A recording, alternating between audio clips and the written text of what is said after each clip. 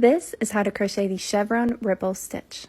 For this stitch, we need multiples of 8 plus 7 for our beginning chain, and in this case, I used 2 multiples of 8 to get to 16, and then I added 7 to get to 25. So for this swatch, I'm using 25 chains. Then, starting with the second chain from the hook, I'm going to single crochet into 5. So that's 1, 2, 3, 4, 5. After this stitch, I'm going to put 3 single crochet into 1 chain, and that's also going to be the beginning of my repeats. The parentheses in a pattern mean that whatever is included in the parentheses is going to be repeated in a sequence. So I'm going to single crochet once into the next 5 chains. The 3 single crochet is the tip of our chevron, and then after these 5 single crochet, we're going to skip 2 chains for the bottom of our chevron. And then we're going to single crochet once into the next 5 chains. Repeats are usually identified with parentheses or asterisks. In this case, it's parentheses, and then the asterisk indicates how many times you need to repeat that sequence. In this case, it's until there are 6 chains remaining. If you started your project with more than 25 chains, you would repeat this sequence however many times you need to until there are 6 chains left.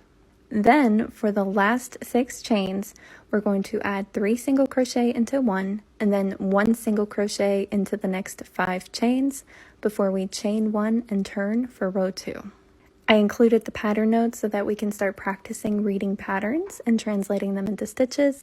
So if you enjoyed this video, be sure to like and follow, and part 2 will be in the comments. This is how to crochet the chevron ripple stitch. For this stitch, we're working into the back loop only. So we're going to skip the first stitch, and then we're going to single crochet into the next 5 using the back loop.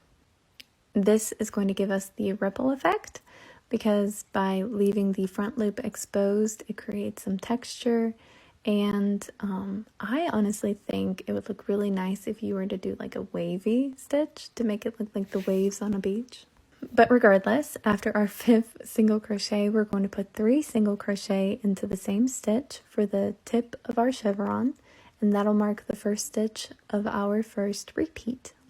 After the 3rd stitch, we are going to add 1 single crochet into the next 5 stitches, skip 2, and then add 1 single crochet into the following 5 stitches again.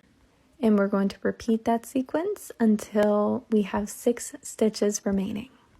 But before we move on, I want to point out that this is multiples of 13 plus 12. My math was not mathing. This is why I'm not a math major. And this is also why I shouldn't try and record voiceovers in the gym parking lot when I don't have my notes with me. Regardless, to understand the multiples plus numbers, you need 13 stitches for 1 repeat sequence, and then the 12 stitches are the turning chains plus the stitches before and after the sequences. If that's the short version. But in this case, you need 13 stitches for 1 repeat, and then 6 stitches at the beginning, and then 6 stitches at the end to make up 12. For the last 6 stitches, we're going to put 3 single crochet into 1, 1 single crochet into 4, then we're going to skip 1 stitch and add a single crochet into the last stitch for a total of 5 single crochet at the end, even though we're skipping 1 in between. Now for the last stitch, I do like to work into both loops, but that's a personal preference of mine just because I like that finished edge, I guess. And it also makes it a little bit easier for me to add a border if I wanted to add one, but you can still work into the back loop.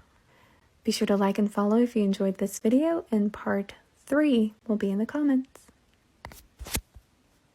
This is how to work color changes when you're working in stripes without having to weave in your ends. The most important thing is that all your color changes happen on the same side of the fabric, and I'm going to pick up my new color, pull the original color tight, chain 1 for my turning chain, and then I'm just going to crochet 2 more rows with the new color before I work my next color change. It's important that you don't cut your yarn either, because when we come back around, we're going to pick up the working yarn from the original color and use it for our next color change. So I just finished my last stitch of row 2. I'm going to pick up the working yarn, pull it through the loop, pull the color B tight, chain 1, turn my work, and work the next 2 rows like I normally would. Then when you're done with your piece, you just add a single crochet or half double crochet border to hide those color jumps, and you can just completely skip weaving in those ends. Happy hooking!